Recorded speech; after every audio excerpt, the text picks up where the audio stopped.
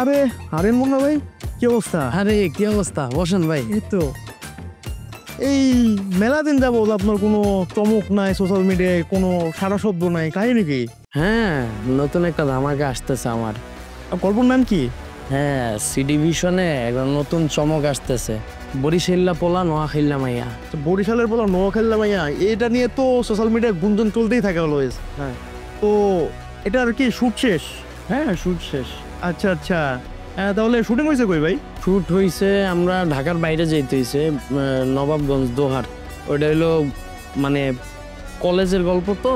আচ্ছা আচ্ছা, এনে কোনো ডিফিকাল্টিস ফেস করেন নাই? ঢাকার বাইরে শুট করছেন? হ্যাঁ ভাই, প্যারা হয়েছে, কারণ আমার বাসা একটু দূরে না, তো ঢাকার বাইরে নবাবগঞ্জ দোহার আসতে প্রবলেম হয়েছে, কিন্তু মজা হয়েছে কাজটা। আবার হলো কলেজে ছিল, 2টা কলেজ ভাড়া করতে হয়েছে, মানে কলেজের ভিতরে স্টুডেন্টরা সবাই মিলে মোটামুটি 3 দিন প্রেশার গেছে ভালোই। তবে চ্যালেঞ্জের যেটা বিষয় ছিল এটা হলো বরিশালের ভাষাটা আমার জন্য একটু টাফ ছিল। আবার যে ফিমেল আর্টিস্ট করছে নাজনীন তুষি, ওর জন্য একটু টাফ ছিল, কারণ নোয়াখালী ভাষা ও কখনো করে নাই। আমি বরিশালের ভাষা, আমার গ্রামের বাড়ি বরিশাল, কিন্তু খুব বেশি ফ্লুয়েন্ট না আমি বরিশালতে। এটা আমার জন্য একটা চ্যালেঞ্জিং ছিল। আইতে সাল যাইতে সাল মগবাড়ি বরিশাল। বরিশালের মানুষ কাউরে ডরায়, উল্টা বরিশালের মানুরে মাইনছে ডরায়। মগো বরিশালের ডাব, তরমুজ, চিংড়ি মাছ তো আছে, সুপারি খাইলেই তো পাগল হয়ে যাইবে আনে। আসলে যে কোনো কিছু করতে গেলে চ্যালেঞ্জের সম্মুখীন হইতে হয়, আর আমরা চ্যালেঞ্জটা যদি টেক ওভার করতে পারি তাইলেই দেখা যায় যে এটা একটা সাকসেস চলে আসে। তো এখানে কো-আর্টিস্ট কারা ছিল? বা যেমন এখানে ধরেন আমাদের কলেজের টিচার ছিল 4 থেকে 5 জন, তারপর হলো স্টুডেন্ট। আমাদের এবারও বিতর্ক প্রতিযোগিতা শুরু হচ্ছে। আমাদের এবারের প্রতিযোগিতার বিষয় বরিশাল বনাম নোয়াখালী।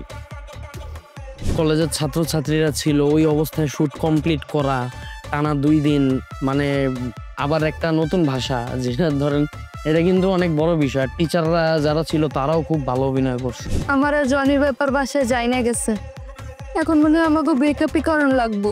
হেরে বেক করছারি তুই হাগল নি, আন্টিরে বুঝা। আমারে আমি কি বুঝামো? আমারে কিছু কইতে গেলে হে আব্বার ভয়তে কিছু করবই না। আমি যদি তোর জায়গা তুই হইতাম, কতক্ষণ আগে জনির বাইকে চিতা এতদিন কি আর ওয়েট করতাম? হ্যাঁ, আবার একটু মান সম্মান নাই থাইকে জানোতা। স্ক্রিপ্টটা ডিমান্ড করছিল ঠিক যেভাবে, আমরা ওইভাবেই করছি, কোনো জায়গায় আর কি তিল পরিমাণ ছাড় দেয়নি। আচ্ছা, তার মানে বুঝতেছি আপনি আসলে এতদিন ব্রেকের পরে একটা সেই ধামাকা নিয়ে আসতেছেন ইনশাল্লাহ। আচ্ছা, যাই হোক ভাই, নাটকের গল্প তো করলাম, আপনার সাথে সাডেন দেখা হলো, একটা বিষয় আমার জানতে ইচ্ছে করে।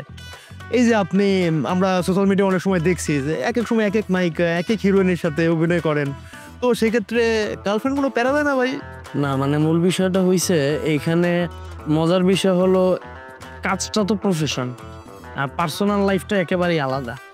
মানে পার্সোনাল লাইফের সাথে প্রফেশনের কোনো মিল নেই, আর পার্সোনাল লাইফটা টোটাল আলাদা। আর লাইফ পার্টনার যদি আন্ডারস্ট্যান্ডিং হয় তখন দেখবেন এই বিষয়গুলো আর সমস্যা হয় না। মোশাররফ নাটকটা দেখলেন না, শাড়ির যে ইয়েটা ছিল, শাড়ির বিজনেস করছে, ওর বউ খালি প্যারা দেয়, শেষে যেয়ে কিন্তু ক্লিয়ার হইলো যে না, আসলে আমার হাজবেন্ডের যে প্রফেশন এটাই তার কাজ, এটা দিয়েই তো তার